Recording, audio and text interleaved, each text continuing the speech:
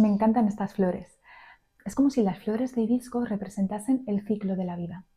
Cada vez que salgo al jardín y me doy cuenta de que las flores se abren al amanecer y muy a menudo se marchitan en un solo día, me doy cuenta de lo rápido que pasa la vida y de lo importante que es vivir cada momento.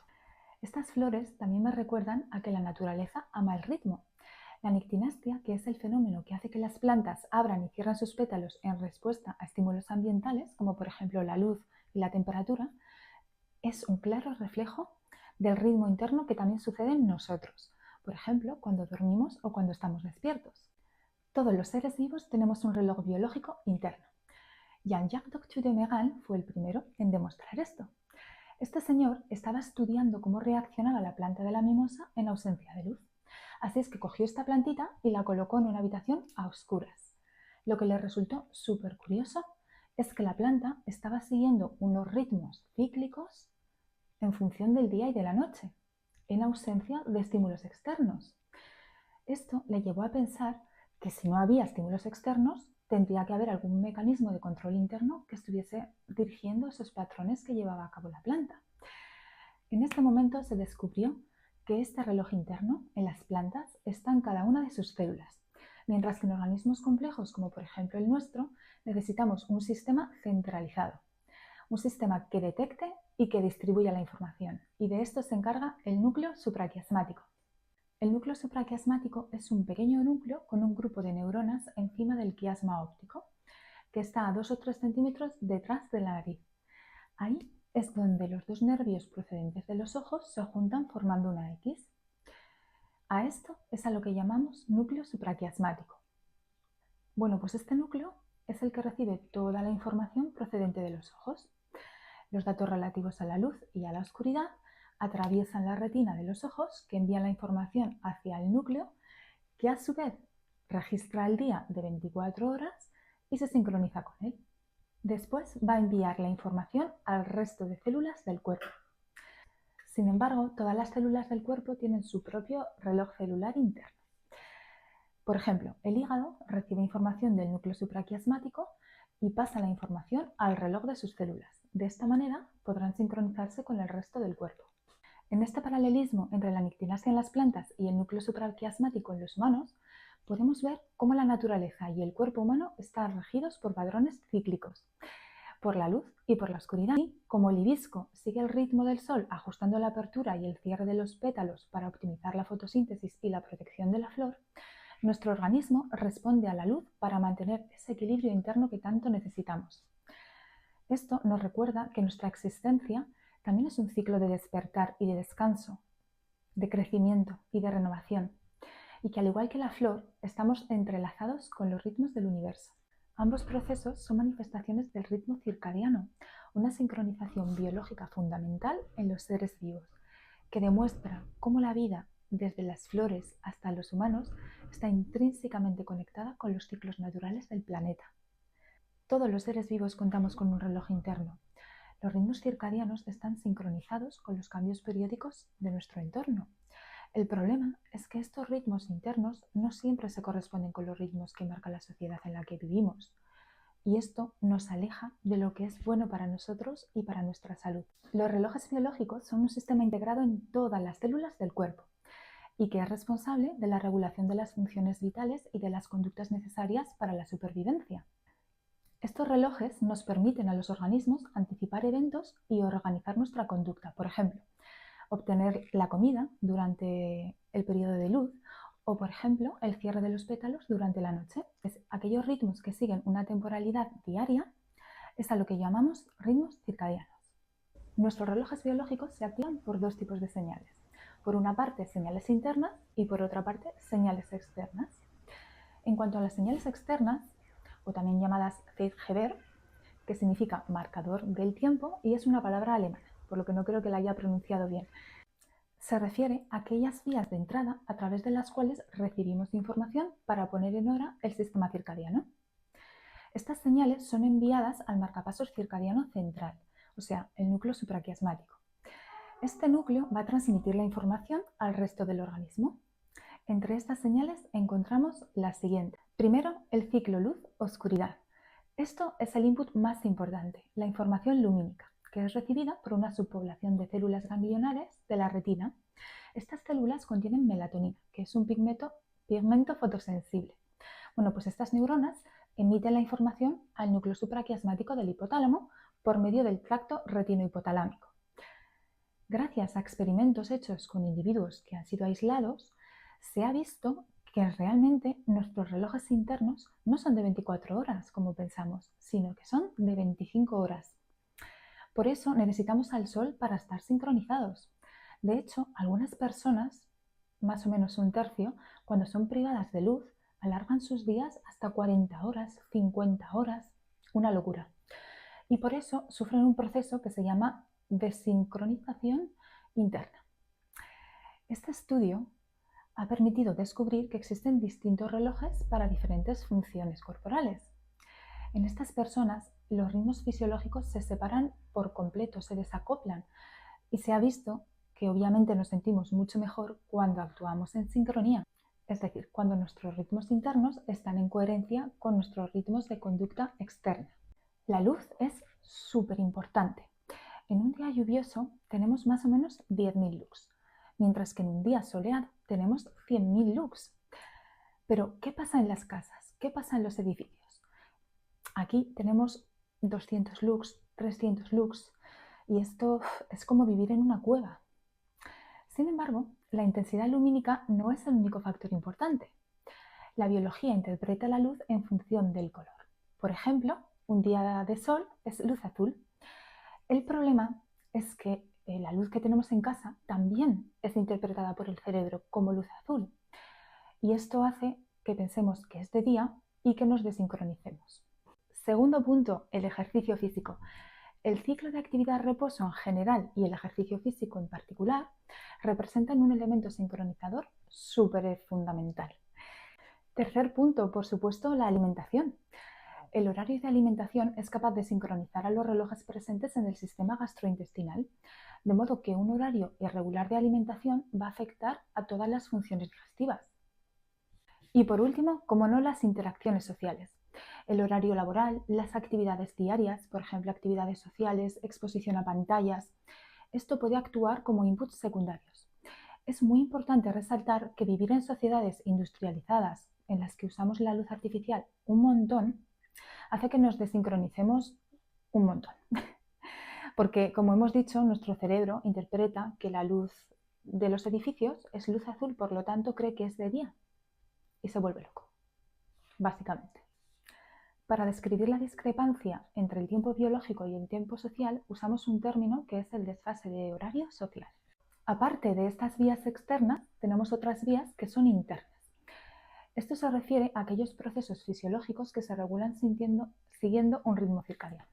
El núcleo supraquiasmático transmite la información temporal a otras áreas del cerebro que regulan el comportamiento, marcando así los ritmos fisiológicos y el comportamiento del individuo mediante unas señales hormonales y unas señales nerviosas.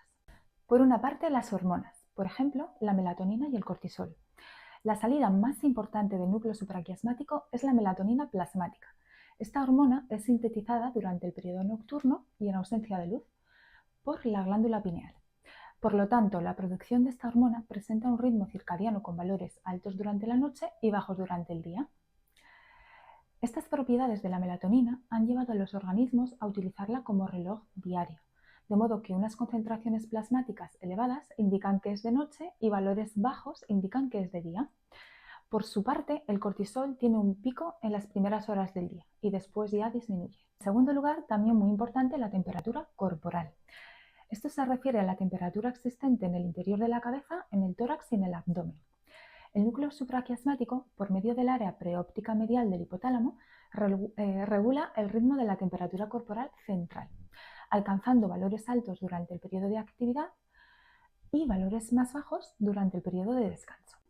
Los ciclos de sueño y de vigilia también son elementos muy importantes a tener en cuenta y están muy relacionados con el ritmo de la temperatura corporal. Esto también está relacionado con los niveles de atención, con la memoria, con el desempeño cognitivo. Por último, el metabolismo y la digestión.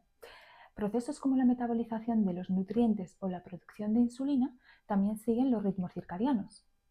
Aparte de estas vías internas y vías externas, Los ritmos circadianos pueden ser modulados por factores genéticos como pueden ser los genes reloj, también por la edad y por supuesto por el estrés, por la luz artificial.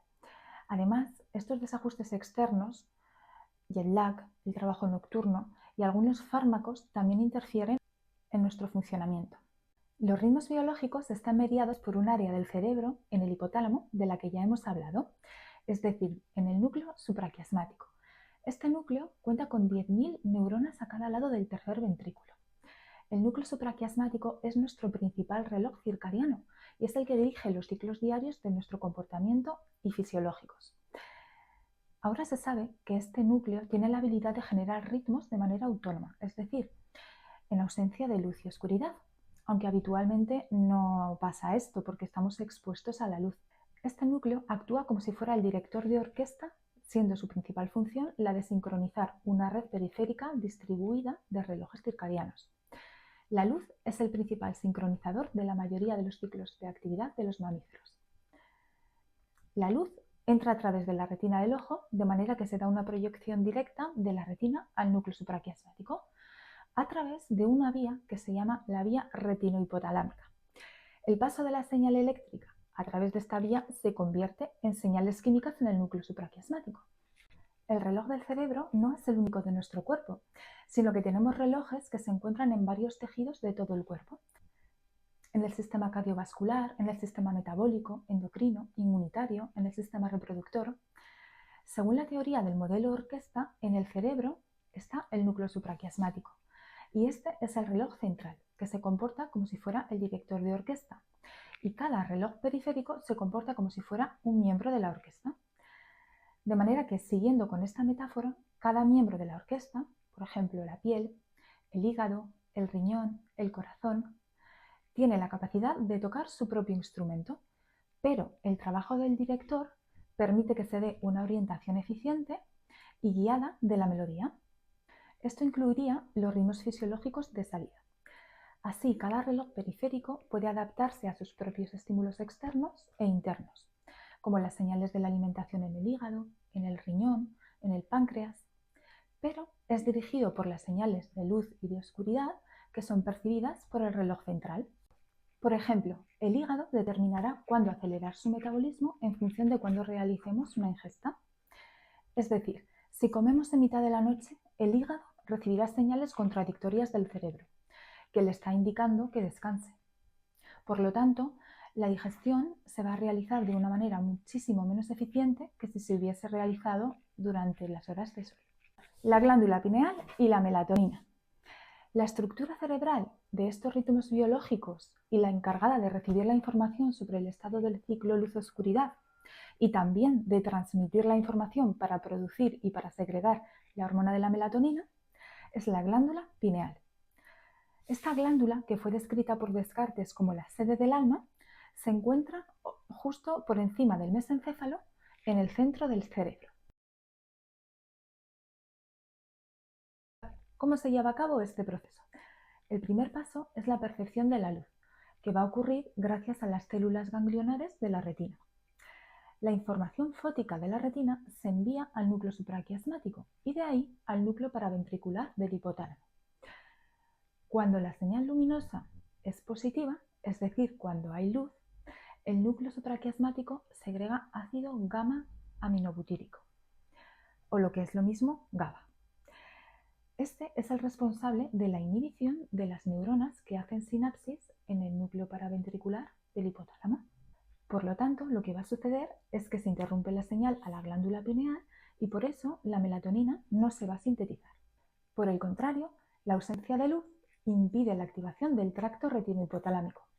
Esta falta de actividad es lo que va a hacer que el núcleo supraquiasmático no se active, por lo que se desinhiben las neuronas GABA del núcleo supraquiasmático, lo que va a activar el núcleo paraventricular. La activación del núcleo paraventricular envía una señal a los núcleos de la columna interomediolateral de la médula espinal, que a la vez estos van a activar las células ganglionales cervicales, que van a enviar una señal a la glándula pineal, una señal de «vamos, libera melatonina». Por lo tanto, la glándula pineal en ausencia de luz segrega melatonina, que es la principal hormona reguladora del sueño. Como la melatonina se produce en ausencia de luz, su producción será mayor cuando los días son más cortos.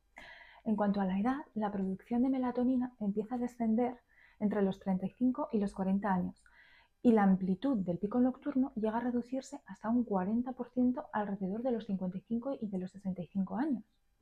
Esto hace que sea ya suficientemente escasa como para no ser bien detectada por las células e implica una pérdida en la capacidad de sincronización interna. Esta es una de las razones por la que existe un aumento de alteraciones del sueño en la vejez y hoy en día a causa de nuestros ritmos de vida también en todas las edades. Los problemas de sueño abundan, de manera que cada vez estamos más desconectados y más desincronizados de nuestros ritmos naturales. Darnos cuenta de lo importante que es escuchar a nuestro cuerpo y de lo importante que es descansar ya es un gran paso. Las flores de hibisco no se lo cuestionan, ellas simplemente lo hacen. En cambio nosotros estamos tan desconectados de nosotros mismos que muchísimas veces estamos cansados y nos cuesta mucho identificar que necesitamos descansar. Dormir es súper importante. Cuando dormimos, nuestro cerebro se expande como si fuera una esponja, de manera que el espacio que hay entre las neuronas aumenta y esto hace que se genere un espacio que permite a todos los catabolitos celulares de la actividad diaria de esta neurona salgan a este espacio interneuronal. Estos catabolitos, en términos sencillos, serían como una especie de desechos o de subproductos generados cuando las células rompen nutrientes o estructuras internas para aprovechar su energía o para reciclar sus componentes. Algunos ejemplos serían el dióxido de carbono, el ácido láctico, el amoníaco. De esta manera, el líquido que hay en este espacio barre hacia la sangre estos catabolitos celulares para que el organismo pueda eliminarlos a través de sus diversos sistemas de eliminación. Por eso, tener un sueño de calidad es tan importante, porque si no dormimos, el cerebro se mantiene contraído y de esta manera no vamos a poder eliminar los desechos celulares que se acumulan en el cerebro. Esto va a generar radicales libres que van a estropear las neuronas y a largo plazo generar trastornos cognitivos. Los radicales libres son unas moléculas que tienen un electrón desapareado, lo que los hace muy inestables y muy reactivos. Para estabilizarse buscan robar electrones de otras moléculas cercanas, como por ejemplo de los lípidos, de las proteínas, del ADN, causando así un daño celular. En el caso de las neuronas, los radicales libres pueden ser especialmente peligrosos. ¿Por qué es tan peligroso? En primer lugar, porque el cerebro consume mucho oxígeno y mucha energía, lo que va a hacer que sea más susceptible a la formación de radicales libres como subproducto del metabolismo celular. En segundo lugar, por la abundancia de lípidos que hay en las membranas neuronales. Los radicales libres pueden atacar a los lípidos, a las grasas de las membranas, lo que se llama preoxidación lipídica. Esto puede dañar la estructura de las neuronas y va a afectar a su comunicación. Además, aunque el cuerpo es cierto que tiene mecanismos para neutralizar los radicales libres, como por ejemplo son la vitamina C, la vitamina E, algunas enzimas, las neuronas tienen una capacidad muy limitada para defenderse, sobre todo cuando la edad cada vez va siendo mayor. Es muy importante tener en cuenta el sueño porque nuestro sueño se regula por el reloj biológico circadiano del que ya hemos hablado. Y por eso es muy importante cuidar de este reloj que tanto se estropea a causa del ritmo de vida que llevamos hoy en día. Por ejemplo, a causa de la contaminación lumínica a la que estamos expuestos, que nos vuelve locos y que además bloquea la producción de melatonina. Además de la luz, muchos medicamentos alteran este mecanismo de regulación del reloj biológico, porque inhiben la producción de melatonina. Cuando nos recetan determinados hipnóticos con la finalidad de ayudarnos a dormir, hemos de saber que lo que se produce no es un sueño fisiológico natural, puesto que lo que hacen estos hipnóticos es deprimir nuestro sistema nervioso central. De ahí que al día siguiente nos sintamos aturdidos, despistados. Además, estos hipnóticos lo que hacen es bloquear la producción de melatonina. Así es que aparentemente nos arreglan el sueño, pero en realidad todo lo que hay detrás queda todavía más desarreglado. Y por último tenemos otro factor que es natural que va a desregular este reloj y es el envejecimiento. Estas células especiales de la retina que mencionaba antes, las que envían la información luminosa al núcleo supraquiasmático, se van perdiendo y a partir de los 35-40 años han caído ya un 30%. El reloj biológico empieza a funcionar de manera un poquillo defectuosa, expresando estos genes reloj de manera alterada. Esto hace que poco a poco la melatonina deja de ser estimulada por la noche. Es decir, esta disminuye con la edad y las células ya no son capaces de detectarla, lo que produce que cada reloj periférico empiece a actuar un poco por su lado y empiezan a alterarse los ritmos. El primer ritmo que se altera es el sueño, pero hay otros que también son alterados. Esto va a ir asociado a la aparición de las enfermedades que son asociadas a la edad. Conocer nuestro cronotipo es como descubrir nuestra brújula interna. Aprender a escucharla es muy útil para tomar decisiones más acertadas sobre cómo organizar nuestro día sin luchar contra nosotros mismos. Porque cuando entendemos y cuando aceptamos nuestros ciclos naturales, dejamos de ponernos expectativas que no nos hacen ningún bien. Esto nos va a ayudar a detectar mucho mejor cuándo podemos ser más productivos y cuándo tenemos que descansar. Es súper necesario para cuidarnos más y mejor, para descansar mejor, para tener más energía. Todos son ventajas. Hay algunas personas que somos matutinas, sin embargo, hay otras personas que son vespertinas. La diferencia entre nosotras radica en 20 genes que son los que controlan este reloj biológico. El reloj biológico de cada uno de nosotros conecta de manera muy diferente con el mundo exterior. Cada persona tenemos una predisposición natural a experimentar picos de energía o de descanso, y esta diferencia es a lo que llamamos cronotipo. En los humanos se han identificado 3 tipos de cronotipos: el matutino, el vespertino y el intermedio, que son aquellas personas que se pueden adaptar fácilmente a estos 2 primeros. Aquí se sitúan el 60% de la población más o menos, mientras que el otro 40% pertenecen a los otros 2 extremos. Bueno, pues saber esto está genial, primero, para tener un poquito más de compasión con nosotros mismos y segundo, para ir buscando un poco, en la medida de lo posible, lo que más nos conviene. No obstante, independientemente de nuestro cronotipo, es fundamental respetar unas horas de sueño adecuadas y también guiarnos por esta luz natural. La luz juega un papel súper importante en la regulación de nuestros relojes biológicos. Es la que nos ayuda a sincronizar nuestros ciclos de sueño y de vigilia. Incluso si somos nocturnos o si somos madrugadores, da igual. Mantener una rutina de descanso constante nos va a hacer mucho bien. El equilibrio y la coherencia en nuestros hábitos de sueño son esenciales para mantener una buena salud. Volver a mantener esa conexión con el sol, los ritmos circadianos, los ritmos naturales, nos va a hacer sentir súper bien. Por eso, la solución del desfase horario es conseguir que el reloj interno se sincronice con las señales ambientales. Y una de las propuestas más importantes en este aspecto es la de la terapia de exposición a la luz. Volver a conectar con los ritmos de la naturaleza es recordar que la luz del amanecer no solo despierta al mundo, sino que también despierta a nuestro cuerpo. Que sincronizarse con el sol, con el silencio de la noche y con el pulso del día es un acto de equilibrio. Y en un mundo que corre y corre, detenerse a mirar cómo cambia la luz puede ser el primer paso para volver a estar en sintonía con nosotros mismos. El equilibrio es nuestra naturaleza.